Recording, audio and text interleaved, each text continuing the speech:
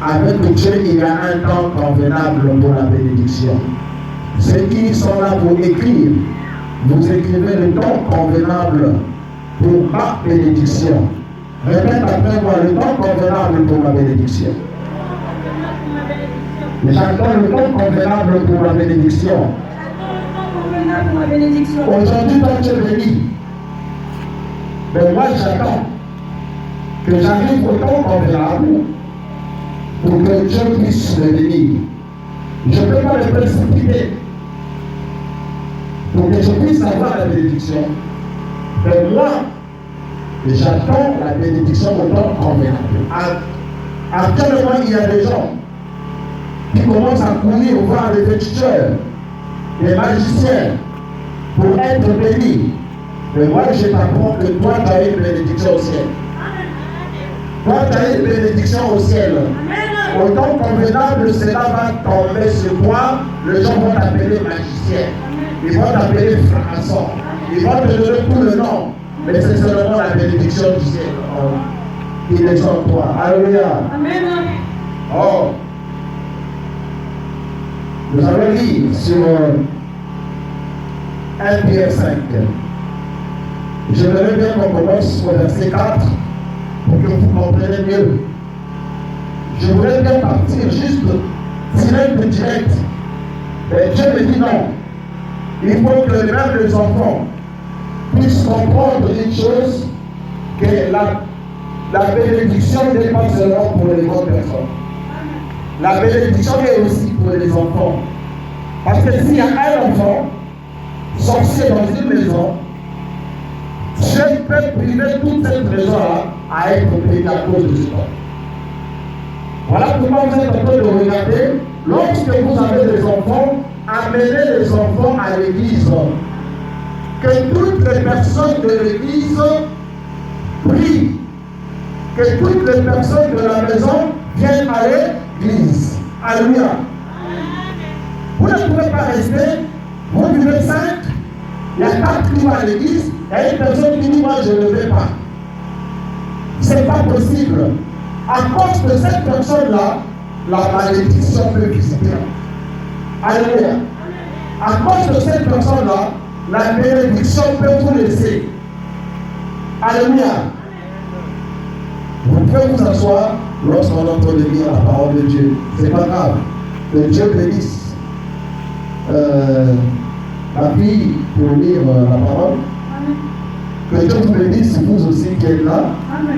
Et vous acclamez pas pour vous-même. Que Dieu vous bénisse.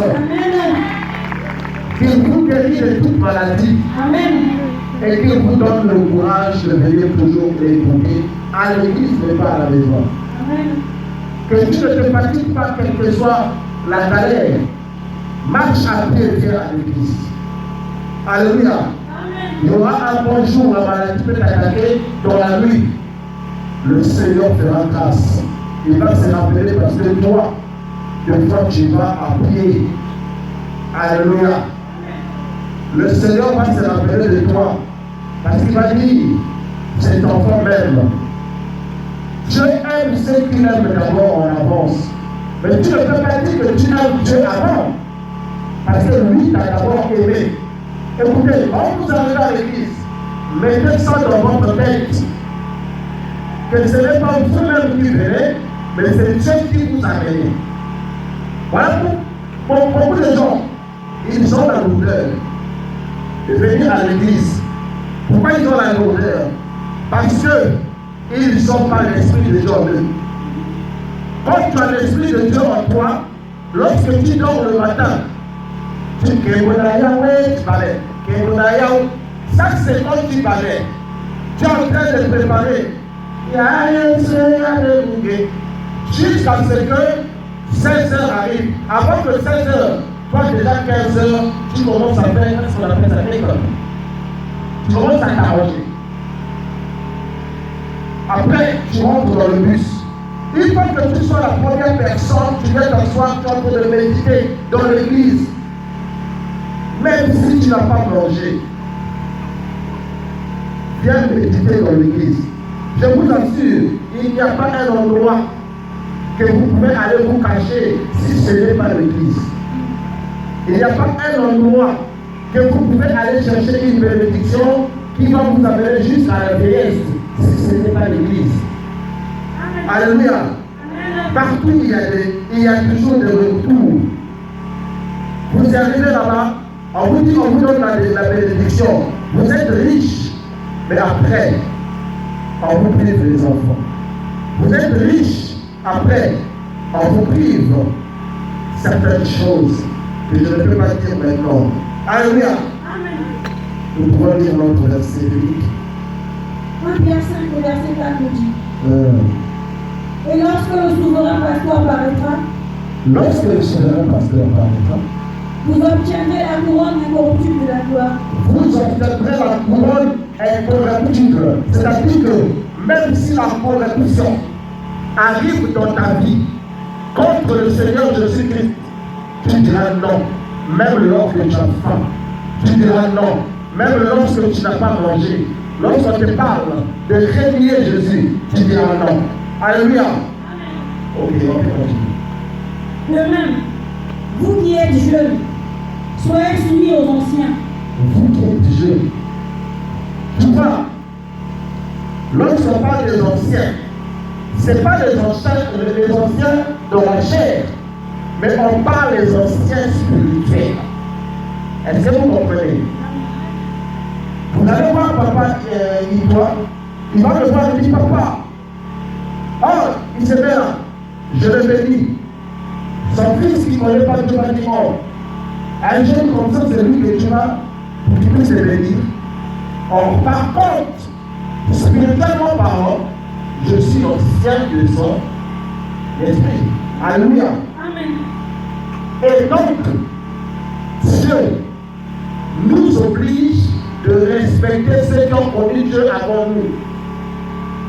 De respecter ceux qui ont vécu avant nous. Il y a deux mondes. Ce n'est pas parce que tu dois respecter que le spirituel, tu dois aussi respecter le côté charnel de la personne. C'est un papa. Vous êtes à l'arrêt de bus. Laisse-lui monter. Quand tu es encore jeune, tu pourras l'autobus. Alléluia. Ok. Après, continue. Et tous dans vos rapports mutuels, revêtez-vous d'humilité. Revêtez-vous d'humilité. Lorsqu'on parle de l'humilité, ça veut dire une chose.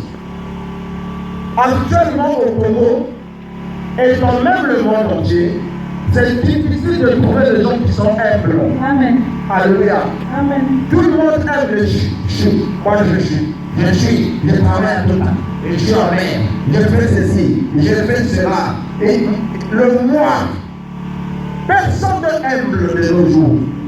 Je suis le pasteur le plus puissant du monde. Tu oublies que la puissance de tout homme de Dieu, c'est Jésus-Christ qui les donne. Amen. C'est Jésus qui t'utilise. Aujourd'hui, il peut t'utiliser plus puissant que hier. Ou il peut t'utiliser plus puissant que demain. C'est lui-même, quand il a le choix, il t'utilise comme il veut par rapport à la relation que vous avez vous deux. Mais sauf qu'il y a une chose que vous devez comprendre, le Congolais. Moi je parle du Congolais parce qu'on est au Congo. Mais internationalement parlant, les gens sont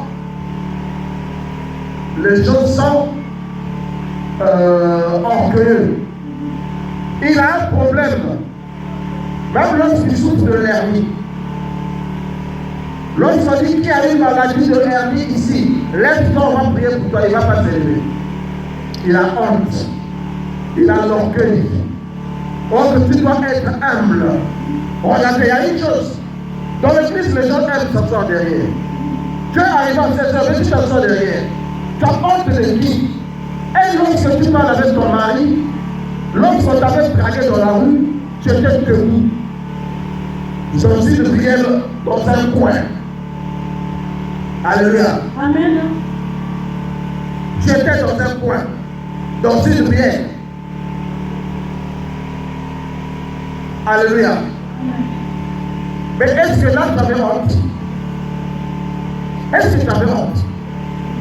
Mais quand tu viens à l'église, tu veux te mettre derrière. Ne te mets pas derrière, il faut chercher à te mettre devant. Les protocoles, vous aussi. Mettez les gens devant. Lorsque vous voyez que les chaises qui sont devant sont remplies, vous prenez la deuxième, jusqu'au troisième, quatrième rang, cinquième rang, et jusqu'à ce que la salle se remplit. Après, on va là-bas, il y a quelqu'un, là-bas de l'autre côté. Vous avez honte ou quoi? Vous avez honte qu'on puisse vous voir dans l'église? Vous avez honte que Dieu puisse te voir?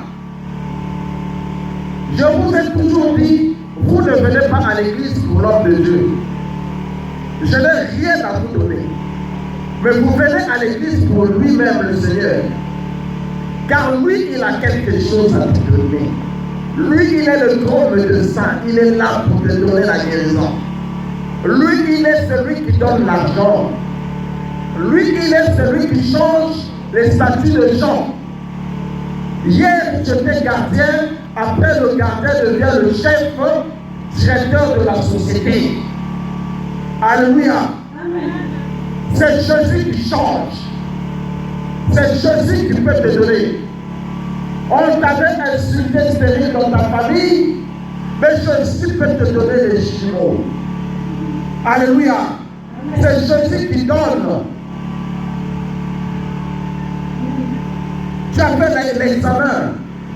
Lorsque tu as fait l'échec dans l'examen, ne te dis pas que parce que je fais l'échec, je ne m'aime pas. Non, il a un plan pour toi. Amen. Il sait que l'année prochaine, il n'y aura pas d'échec. Tu vas avancer, et peut-être que ceux qui sont passés avant toi, tu vas les laisser, et toi tu rentreras, peut-être que tu vas te soutenir avant eux. Alléluia. Amen. Dieu a un plan pour toi. Voilà pourquoi je parle de l'humilité. Cette humilité-là, on dit, tu dois le faire où? On dit. Car Dieu résiste aux orgueilleux, mais il fait grâce aux humbles. Oui, Dieu résiste aux orgueilleux, il fait grâce aux humbles. Alléluia. Amen. Tu ne peux pas être orgueilleux et marcher avec Dieu.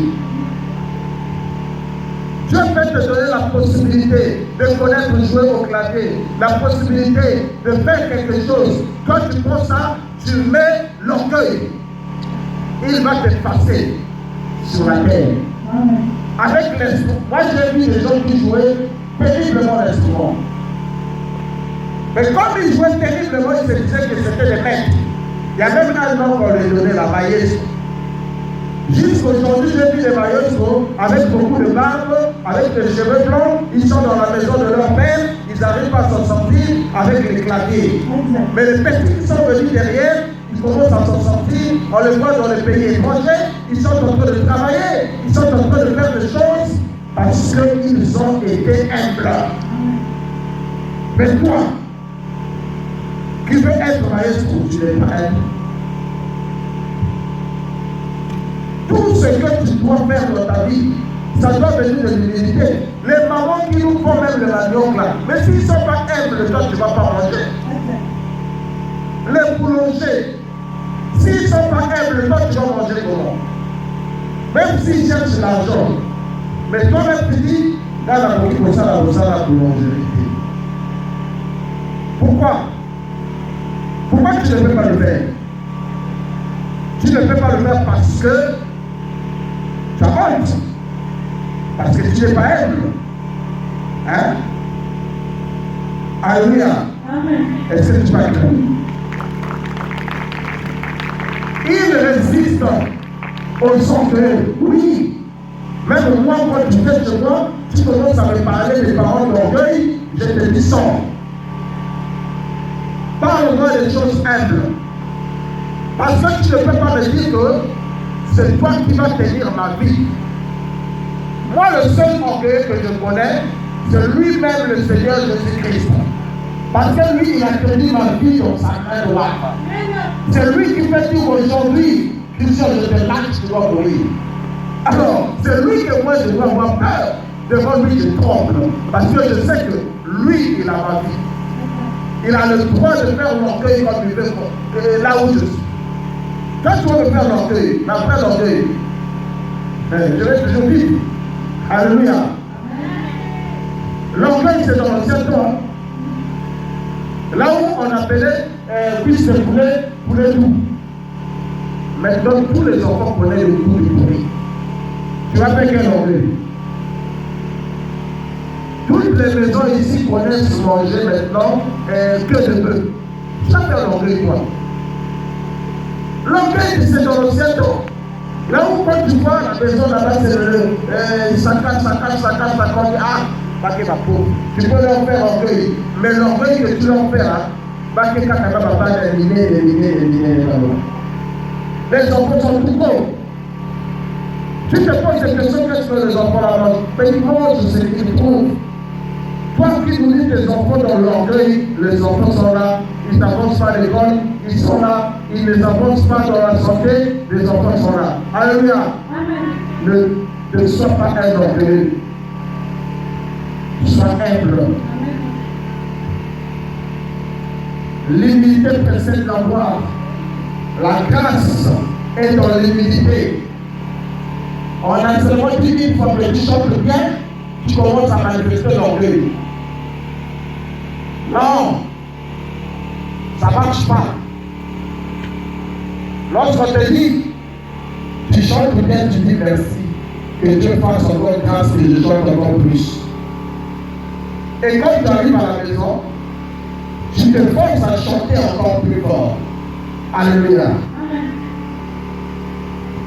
Tu ne peux pas chanter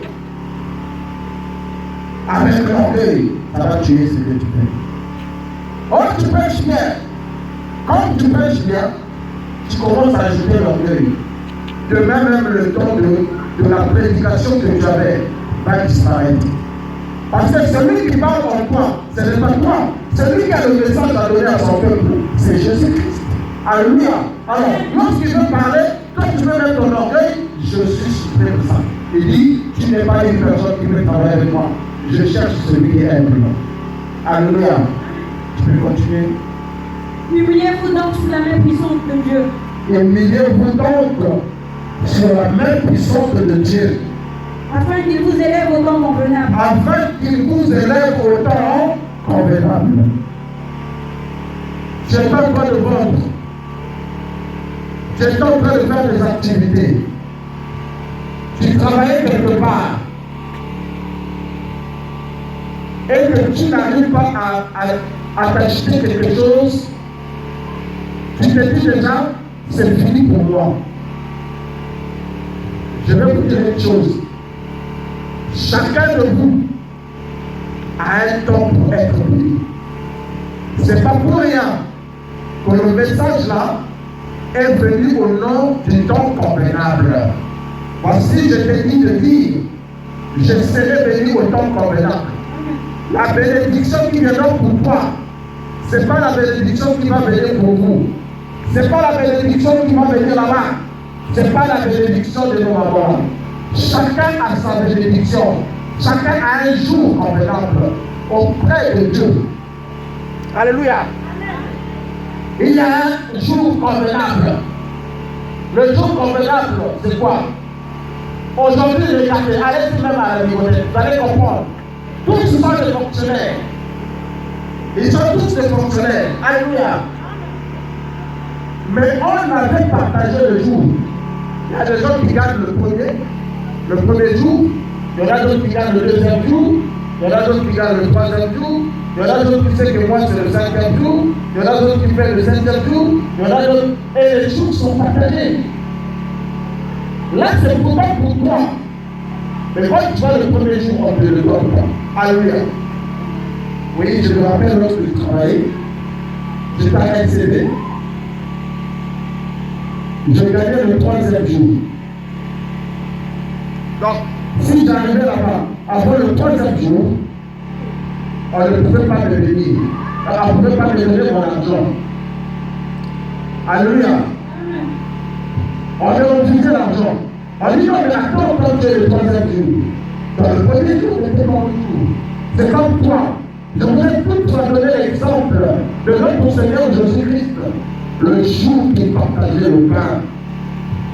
Tout le monde n'a pas mangé à la même heure. Chacun avait son heure de manger, le minute et tout. Alléluia. Il y en a d'autres qui pensaient qu'ils ne vont pas manger parce qu'ils étaient au dernier banc. Mais lorsque la bénédiction arrive, ça va être localisé. Amen. La bénédiction ne choisit pas la place. Tu peux être à la première place, mais ça localise la personne qui est à la dernière place. Alors, insistez de prier. La Bible dit prier sans cesse. Mais ça veut dire prie, jusqu'à ce que tu obtiennes ce que tu cherches. Ne va pas vite. Ce n'est pas parce que tu n'as pas reçu aujourd'hui. Ce n'est pas parce que ce que tu cherches n'est pas venu aujourd'hui que tu vas dire que Dieu n'existe pas. Que tu vas dire que moi j'ai beaucoup prié. Tu as beaucoup prié quoi? Qu'est-ce que tu as déjà fait du bien? Le Seigneur te fait le bien tous les jours. Lorsque tes yeux s'ouvrent chaque matin, ça veut dire que Dieu t'aime. Lorsque tu couches chaque matin, ça veut dire que Dieu t'aime. Qu'est-ce que tu lui as donné pour qu'il puisse t'aimer? Tout ce que tu as l'appartient. Ta vie l'appartient. Même les amis, c'est lui qui te fait grâce. Lorsque tu vas dormir, tu ne sais pas que tu vas te réveiller le matin. Qui connaît? Qui va voir demain? Personne. On en a vu ici. À minuit, en train de crier bonne année, il sort là, on le prend pas.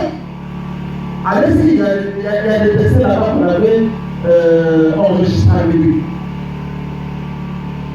Il y a des gens même allés à l'hôpital. C'est à minuit le décès est enregistré. Ça ne veut pas dire que c'est toi-même. Tu n'es pas à l'origine d'apporter ta vie. Tu n'es pas fort pour ta vie. N'insultez pas, tu ne connais pas la personne, ne parle pas de lui. Lorsque Dieu envoie les gens pour prêcher la parole, il leur donne de tout ce qu'il faut. Le don de la guérison, le don de prophétie, le don de la délivrance, tout ça c'est Dieu lui-même qui donne. Mais aujourd'hui, les hommes commencent à donner des noms aux gens. Oh non, mais c'est faux. Il va être ceci. Ah, peut-être ça vient, hein. Ah, il a fait ceci. Toi, tu as mangé avec moi. Est-ce que tu as mangé avec la personne là? Tu n'es même pas rentré dans sa maison, tu le fais de magie. Est-ce que Dieu ne bénit pas? Si. Est-ce que vous croyez que Dieu ne bénit pas? Tu n'es pas encore rentré dans sa maison. Tu commences à le traiter déjà de ce que toi tu crois. Je vais voir le malade sauver pour moi aussi. C'est ce que vous avez dit. Pendant que tu ne connais pas pourquoi il est en train de se mettre en souveraineté ces derniers temps. Peut-être qu'il en a 14 au même couleur. Il est supporter de PSG ou supporter de quelque chose comme ça, ou d'une équipe. Alors, il fait quoi? Tout ce qu'il achète, c'est de la même couleur. Mais quand tu le vois, tu dis, ah, c'est toujours ça. Émérite-toi donc par la même puissance de Dieu. Sois humble. Sois humble. Le moment viendra où Dieu te bénira au temps convenable. Aujourd'hui, toi tu trouves que la voiture, c'est impossible que tu l'achètes. Il y a des voitures de 90 millions. Les voitures de 100 et quelques millions que toi tu vas acheter. Si tu dis Amen, tu le sois. Amen. Tu vas acheter ça. Celui qui a acheté ça n'est pas un démon. C'est une personne de la même nature que toi. Il a acheté ça comment? Parce qu'il a été béni par le Seigneur. Le Seigneur peut te bénir en sortant comme ça. Tu rentres à la maison. Oyibi balaki, oyibi balebi, oyibi avoir du sac de mon naïo. L'occupé à Zogi au Lugapé, il ne trouve pas ça. Et quand tu trouves là, tu ouvres, tu vois, c'est des millions dans le sac. C'est Dieu qui te bénit. Alléluia. puisque lui il a volé, il est venu jeter ça chez toi. Ils ont cherché, ils n'ont pas pu. Toi, tu as fait quoi avec l'argent? C'est pas pour toi. Enlève la dîme, va donner pour Dieu et le reste va t'acheter ce que tu veux. Alléluia. Amen. Est-ce que tu vas acclamer fort? Non, nos acclamations ne dépendent pas. C'est comme ça que pas personne qui a acclamé. Acclamez pour Jésus. Écoutez, je parle de l'orgueil. Lorsque tu n'acclames pas pour Jésus, tu es orgueilleux. Oui. Lorsque tu ne sais pas danser la louange, tu es un orgueilleux. Lorsque lors de l'adoration, toi tu ne bouges pas, tu es là. Tu es orgueilleux. Si tu as l'orgueil, Dieu ne te bénira pas. Alléluia.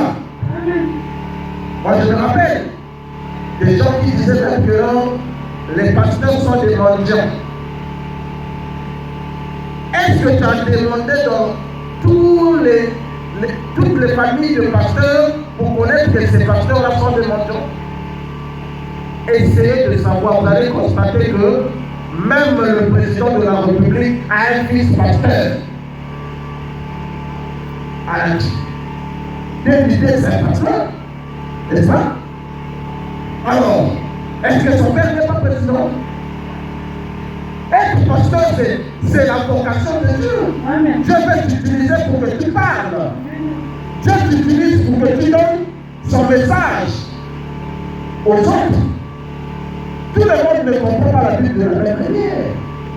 Voilà pourquoi Dieu a utilisé les pasteurs, les prophètes, les docteurs et les évangélistes pour vous. C'est à cause de l'orgueil que beaucoup de gens n'arrivent pas à franchir le portail. Et ils sont conscients que Dieu nous a envoyé un prophète qui peut libérer beaucoup de gens ici. Mais l'orgueil leur a tenu captifs chez eux. L'orgueil leur a tenu en prison. Ils sont dans la prison à cause de l'orgueil. Je vous dis, quand vous continuerez à rester dans vos maisons, vous continuerez à vous rester. L'orgueil va vous détruire jusqu'à ce que la mort vous attrape. Tu es conscient quand même que tu es malade. Tu es conscient que tu as une situation grave. Tu es conscient que rien ne marche. Viens à l'église. On t'invite, tu dis je viens, je vais venir, je viendrai, mais tu n'arrives pas à venir. Te voilà dans un petit coin en train d'écouter la prédication. Tu vas écouter la prédication. Et c'est difficile que tu puisses la vivre parce que ce n'est pas ta vie. Il y en a d'autres qui fuient l'église à cause de ce qu'on dit dans l'église parce qu'ils ont eu notre vie. Celui qui a 18 femmes ne viendra pas là où on refuse de 18 femmes. Celui qui est cela ne viendra pas là où on refuse la personne. Celui qui fuit beaucoup, il aura peur de venir là où on fuit. Mais laissez-moi vous dire une chose. Que Dieu t'a créé, ce n'est pas pour que tu vis pauvre. Dieu t'a créé pour que lorsque le temps convenable arrivera dans ta vie, que tu puisses vivre aussi la richesse. Alléluia. Le temps convenable, c'est le temps où toi tu deviens mature. Dieu appelle ça le temps de la maturité spirituelle. Parce que maintenant là, on peut te donner des millions. Tu vas aller travailler avec ça, avec ça dans le boîte de nuit. Maintenant là, qui peut maîtriser les milliards? Personne. On te donne les milliards, tu ne peux pas maîtriser les milliards. Alléluia. Pourquoi tu ne dois pas maîtriser les milliards?